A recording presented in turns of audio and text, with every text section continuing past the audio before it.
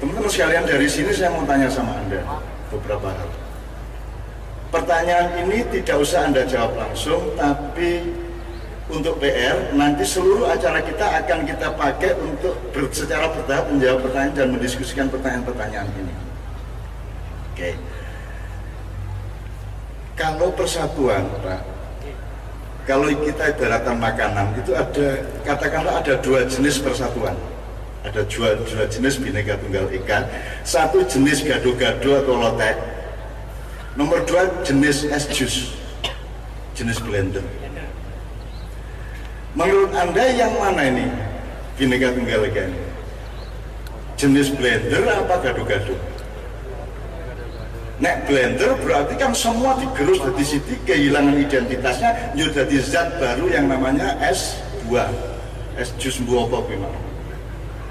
Selama ini menurut Anda prakteknya itu blender apa gado-gado?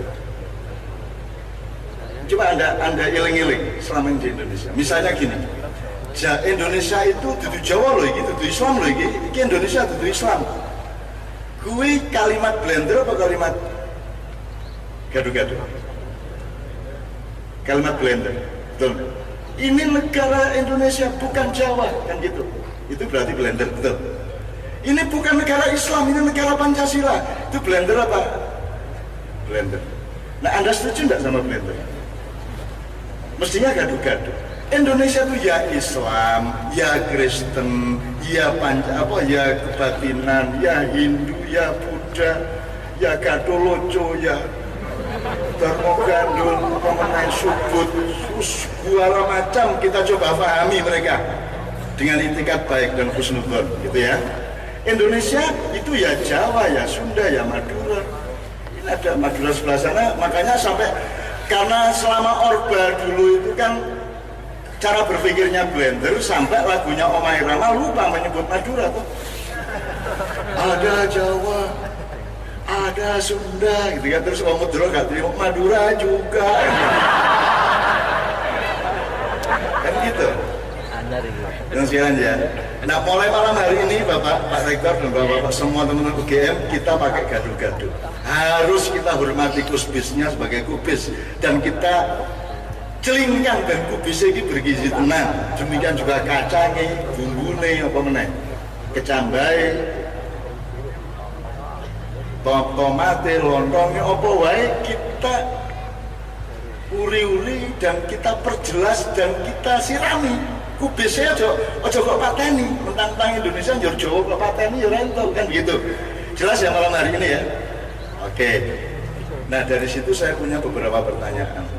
Disimpan saja, Mas Islami, Mas Imam tolong dicatat saja, nanti akan kita jadikan workshop sebelum kita minta kepada Pak Rektor untuk memberi batasan-batasan. Menurut analisis Anda, Bapak-bapak mbiyen iki kok iso gawe Pancasila iki asal usule saka ndi to? Kuwi mikir otentik apa belajar dari sejarah nenek moyang, apa belajar dari filosofi hidupnya, apa belajar dari agama atau dari mana? Kok bisa ketemu Pancasila itu? Jadi saya bilang tadi ojo memangan wae lho, kowe kudu goleki wite karo oyote karo lemahe, kan gitu. Nek tolong nanti kalau ada yang siap menjawab nanti mendaftar ya.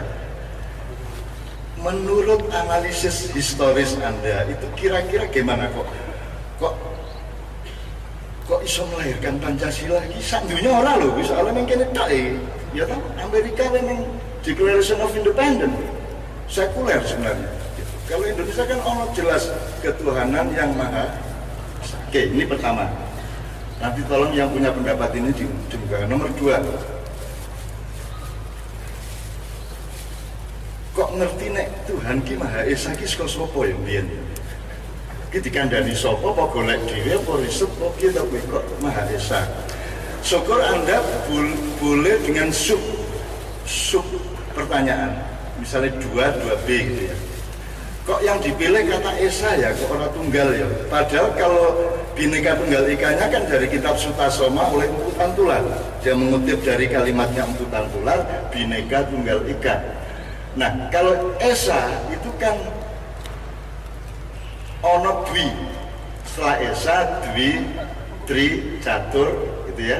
Kalau di bahasa Tagalog Pak, esa, dalawang, tatelu, apat, lima, anim, pitu, itu bahasa Filipin. Pitu, wolu, sampo, sami songo, sampo 10.